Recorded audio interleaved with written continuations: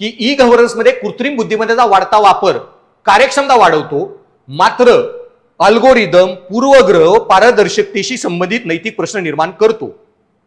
नैतिक मुद्द्यांची चर्चा करा व दुर्बल घटकासाठी निष्पक्षता उत्तरदायित्व सुनिश्चित करण्यासाठी उपाय सुचवा. ओके, 2 प्रश्न आहेत.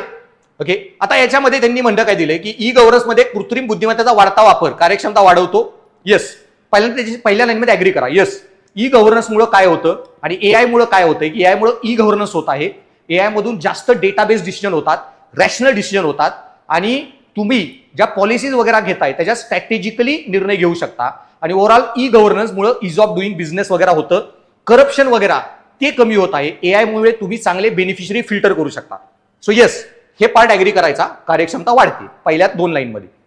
मग अल्गोरिदमिक पूर्वग्रह पारदेशी संबंधित नैतिक प्रश्न निर्माण करते.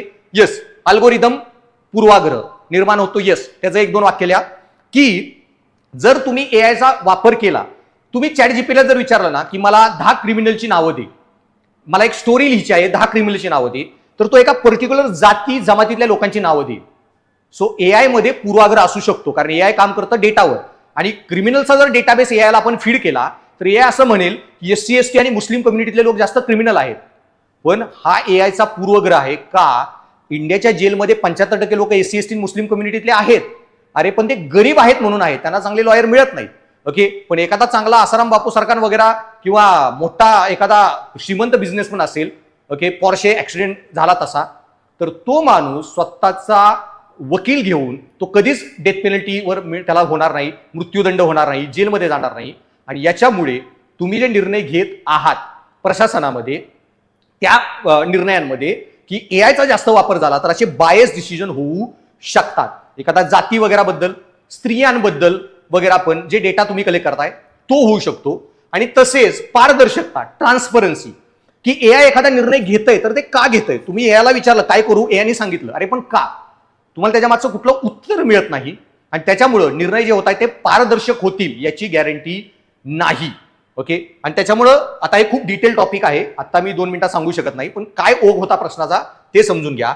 आणि ह्याच्यामध्ये मग ऍडमिनिस्ट्रेशन सायन्स अँड टेक लिहायचं नाहीये, नीतीशास्त्र प्रशासनाच्या अँगलनी उत्तर लिहिता आलं पाहिजे.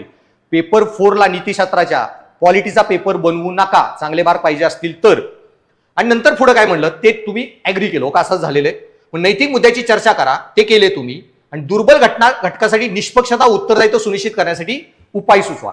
मग एआयनी बायस पूर्वाग्रह दूषित निर्णय घेतले नाहीत पाहिजेत, निष्पक्ष निर्णय घेतले पाहिजेत. त्यासाठी तुम्हाला काय करावं लागेल, त्याचे बरेच ऑप्शन्स अवेलेबल आहेत की तुम्ही ह्युमन ओव्हरसाईट, एआय जे पण निर्णय घेत आहे त्याचं ह्युमन ओव्हरसाईट पाहिजे.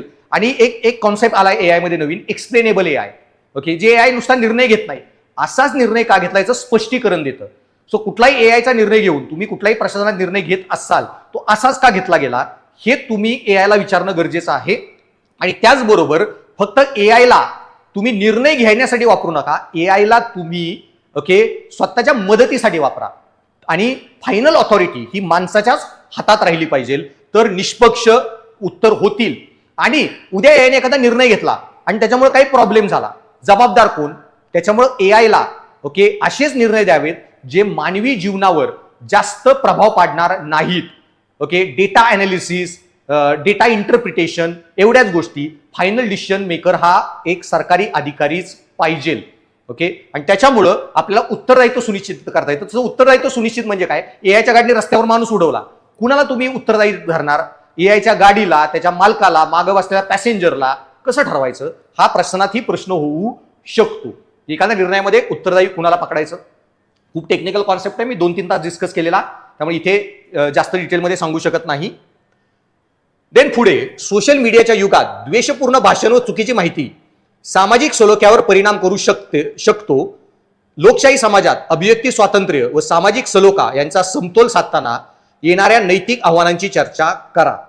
So in the age of social media, hate speech and misinformation can disturb social harmony. Yes, social मीडियावर कोणीही माहिती शेअर करू शकतो आणि सोशल मीडियावर कुठलाही रेग्युलेशन नाहीये, कंटेंट रेग्युलेशन त्याला म्हणतात, ते नाहीये. त्यामुळं तुम्ही माहिती अपलोड करा, त्याच्यानंतर वादविवाद झाल्यावर तुम्ही IT ऍक्ट मध्ये सेक्शन 66 वगैरे जे आहेत त्याच्यानुसार कंप्लेंट रेज करू शकता, म्हणजे 24 तासात वगैरे ती माहिती उडवू शकतात. पण तोपर्यंत माहिती पसरून दंगे पण निर्माण होऊ शकतात. एखादा काही ब्लास्फेमस कंटेंट लिहू शकतो, वगैरे, एखाद्या आदर्श व्यक्तिमत्वांची विटंबना वगैरे ऑनलाईन होऊ शकते आणि याच्यातून समाजामध्ये तेढ, वादविवाद, दंगे असल्याही काही गोष्टी होऊ शकतात. आणि जर ते आपल्याला नको असेल तर मग पुढे प्रश्न काय म्हणतोय, लोकशाही समाजात अभिव्यक्ती स्वातंत्र्य व सामाजिक सलोखा यांचा समतोल साधताना येणाऱ्या नैतिक आव्हानांची चर्चा करा. मग सोशल मीडियात हे होतंय, म्हणून मग तुम्ही एखाद्या व्यक्तीने एखादी गोष्ट बोलू नये का?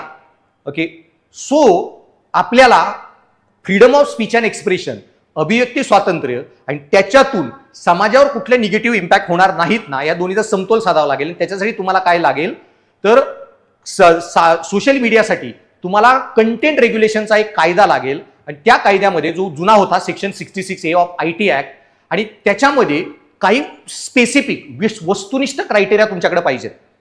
कुठल्या गोष्टी सोशल मीडियावरून बॅन करू शकतो किंवा त्याच्यामध्ये काही कंटेंट असेल ज्याच्यामुळे एखाद्या माणसाविरुद्ध आपण केस करू शकतो, डीपफेक AI व्हिडिओ बनवणे वगैरे, धार्मिक वादविवाद होतील असे व्हिडिओ बनवणे, धार्मिक दंगली घडतील अशा दंगलींना प्रोत्साहन देणे वगैरे, चुकीच्या माहितीतून एखाद्याचं रुमर रिपोर्टिंग होऊन एखाद्याचा हे झालं, मॉब लिंचिंग झालं, ओके, अरे किडनॅपर आले, माहिती पसरवली, त्याच्यामुळं वादविवाद झाले, असे जे गोष्टी आहेत त्याच्यामुळं जर सामाजिक हे होणार असतील, सुव्यवस्था बिघडणार असेल, धार्मिक ऐक्य बिघडणार असेल, भारताच्या सार्वभौमत्वाला धोका होणार असेल वगैरे, किंवा असे कोविड वगैरे मध्ये काही मिसइन्फॉर्मेशन स्प्रेड करताय, जसं आता चालू आहे ना सोशल फायनान्शियल हे स्टॉक मार्केटवाले, सेबीनी बंदी आणली, तुम्ही विदाऊट फायनान्शियल नॉलेज असली माहिती शेअर करू शकत नाही, तशी डॉक्टरांसाठी आणा, कोणीही डॉक्टरांचं ज्ञान सोशल मीडियावर शेअर करू नये, ही इंजेक्शन घ्या, हे खावा आणि ते खावा.